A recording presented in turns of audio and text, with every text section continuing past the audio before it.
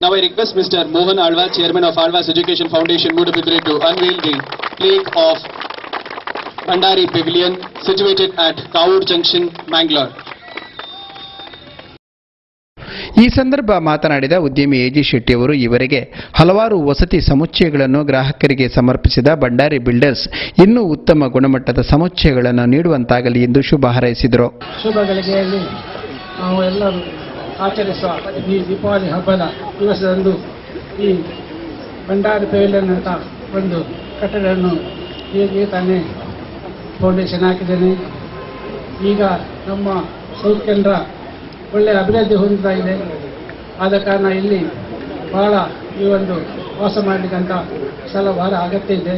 ಎಲ್ಲರೂ ಎನಿಸಿದೆ, ಯಾಕಂದರೆ ನಮಗೆ ಎಲ್ಲ ಉಂಟು, ಒಂದು ಇರ್ಲಿಕ್ಕಾಗಿ ಒಂದು ಮನೆ ಇಲ್ಲ ಅಂತ ಒಂದು ಸಂದರ್ಭ ಇರ್ತದೆ. ಆದ ಕಾರಣ ಎಲ್ಲರಿಗೂ ಮನೆ ಬೇಕೆಂಬ ಆಸೆ ಇರ್ತದೆ. ಫಲಕ ಅನಾವರಣಗೊಳಿಸಿದ ಡಾಕ್ಟರ್ ಎಂ ಮೋಹನ್ ಆಳ್ವ ಅವರು ಶುಭ ಹಾರೈಸಿದರು. ಆಕರ್ಷಣೆಯ ಕೇಂದ್ರವಾಗಲಿ, ಅವರು ಮಾಡಿದಂತಹ ಕೆಲಸಕ್ಕೆ ದೇವರ ಅನುಗ್ರಹ ಇರಲಿ, ಗುರು ಹಿರಿಯರ ಆಶೀರ್ವಾದ ಇರಲಿ ಅಂತ ಹೇಳಿಕೊಂಡು ನಾನು ಅವರಿಗೆ ಶುಭವನ್ನು ಕೋರಿ.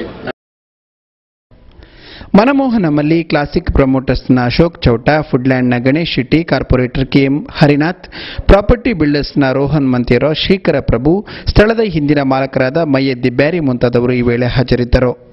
ಕಾವೂರಿನ ಹೃದಯ ಭಾಗದಲ್ಲಿ ಇದ್ದು ನಿಲ್ಲಲಿರುವ ಈ ನೂತನ ವಸತಿ ಸಮುಚ್ಚಯದಲ್ಲಿ 2 ಬೆಡ್ರೂಮ್ಗಳ 40 ಫ್ಲಾಟ್ಗಳು, 3 ಬೆಡ್ರೂಮ್ಗಳ 10 ಫ್ಲಾಟ್ಗಳು, ಕಮರ್ಷಿಯಲ್ ಸ್ಪೇಸ್ ಮಾತ್ರವಲ್ಲದೆ master bedroom, TV point, telephone point, elevator, AC provision, ವಿಶಾಲ ಪಾರ್ಕಿಂಗ್ ಮುಂತಾದ ಸಕಲ ಸೌಲಭ್ಯಗಳು ಗ್ರಾಹಕರಿಗೆ ಲಭ್ಯವಾಗಲಿದೆ.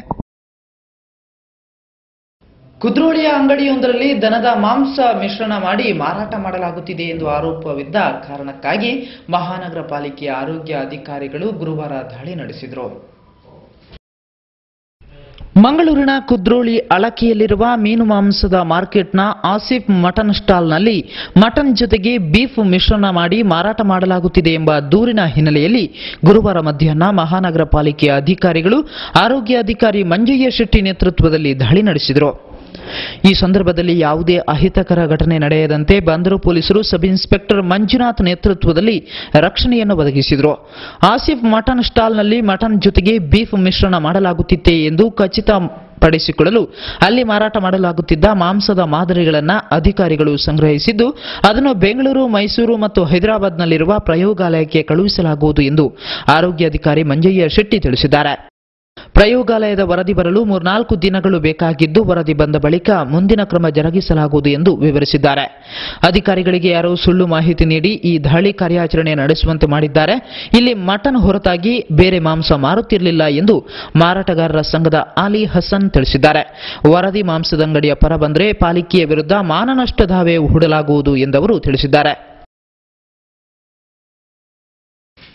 ಈಗ ಜಾಹೀರಾತಿನ ನಂತರ ನಮ್ಮ ನಾಡು ವಾರ್ತೆಗಳು.